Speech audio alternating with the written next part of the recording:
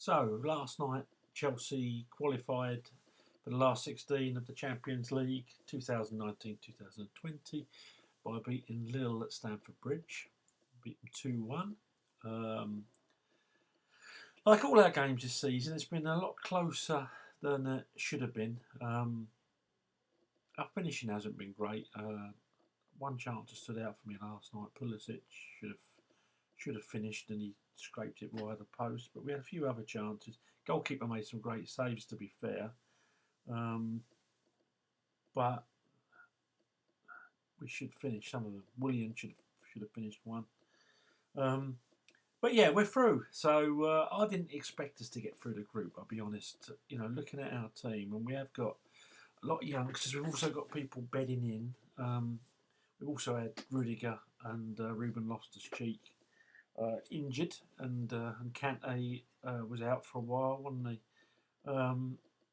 But we've exceeded my expectations. At Christmas, I thought we'd be about 8th, and was hoping we'd finish in the top 6. And I was just I didn't think we'd get out of the group. So last night it was a celebratory night for me and for a few of my friends. The negativity on social media, on Twitter, for instance, is just amazing. Absolutely amazing. Players still getting slagged. We just won 2-1, and we're through to the next round, and there's people still slagging individual players. You know, you just feel like saying, "Oh, shut up." You know, if you're trying to advertise a vlog, this isn't the way to do it. It's meant to be a supporters vlog. Why don't you have a haters vlog? Why don't you have Chelsea hater? You know, because that's what you are in effect. And last night was not the night to criticise players. I mean, when Callum Hudson-Odoi came on, you know, like a lot of the times he's came on, let's be honest. Let's talk about his performance. It was woeful. It was so far away from what we know he can do and what we've actually seen him do. It was sad. When he came on for England, he was shocking. He played for England. He started. He was shocking. Now he's a young lad. He's had a terrible injury. You know, a few years ago that would have been end of career stuff. He's fought his way back. I've always thought Callum Hudson-Odoi relies on his speed and fitness to be able to turn, turn at pace. And he's clearly not up to pace at the moment. I've had this discussion before. You can be fit, but not match fit. So maybe a few reserve games and under his belt are needed before we see the real Callum Hudson-Odoi. And we have to be patient when he actually comes on for his half-hour sort of cameos, because it's getting minutes under his belt. Because we know he's a good player, but last night on social media he was getting slagged. I mean, I said jokingly on someone's account, I said he's so far behind the pace. He's still playing last Saturday's game, but it was said jokingly.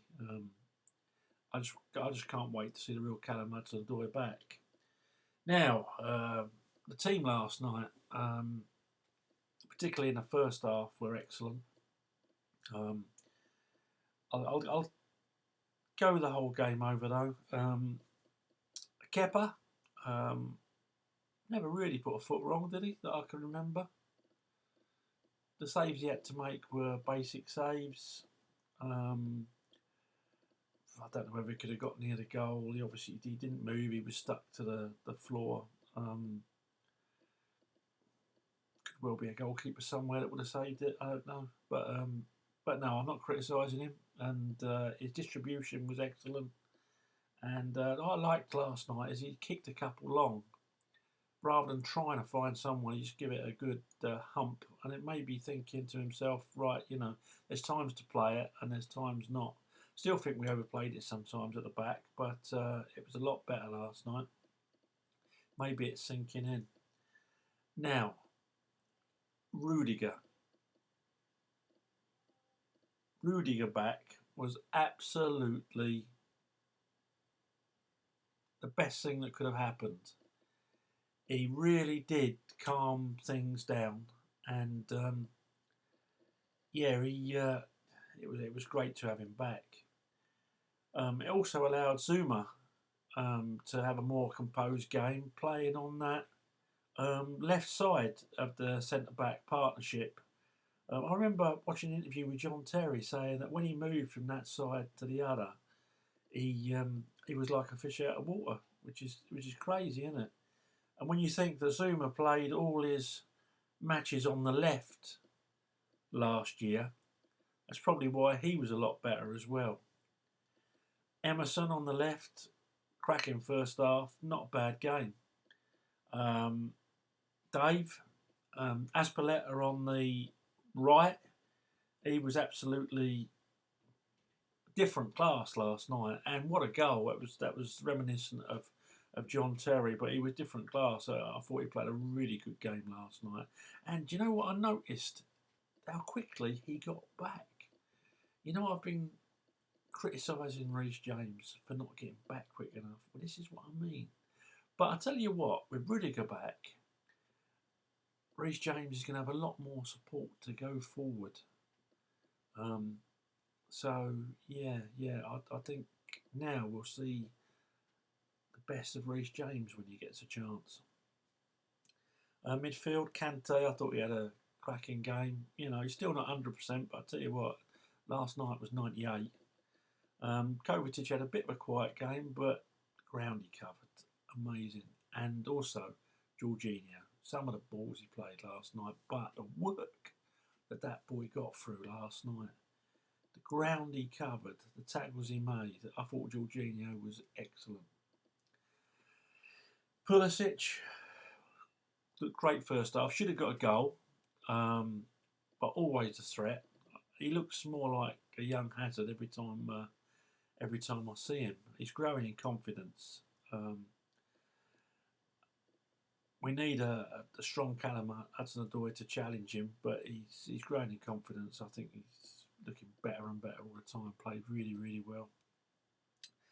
Willian last night was outstanding. He had a couple of corners that hit the first man, and that's really annoying. But I tell you what, he was outstanding.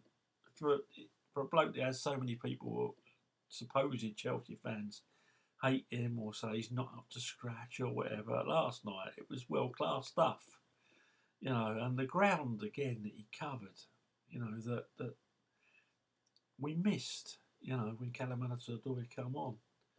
You don't realise what you got until it's not there, and William does an awful lot of work. Even when he's having a bad game, he'll be chasing back.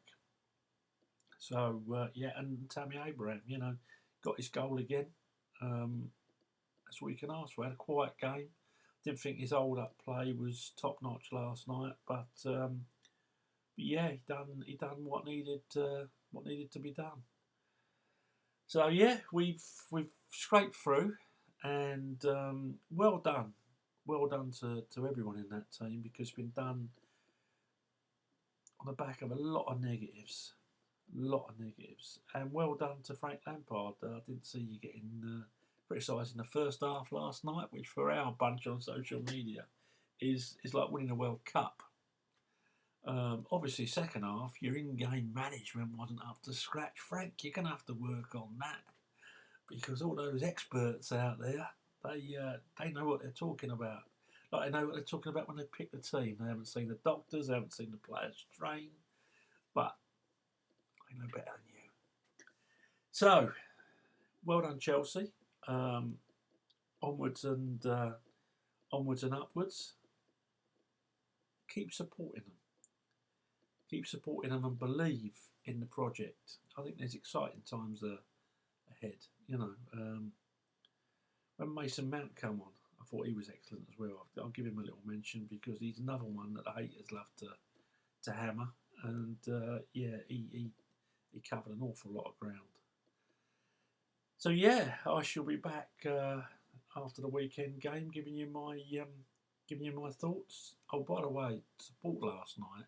I couldn't go. I'm waiting for a hip operation, but the support at that ground last night, you could hear it, and well done to everyone. That was great. And even when we were under the cosh in the second half, you could hear that singing. You could hear that singing. And that's what it was like in the old days. And hopefully, that's what it'll be like in the future. Get rid of the haters. Get rid of the expectors. Let's have supporters back. Okay, that's all for me. Well done, Chelsea.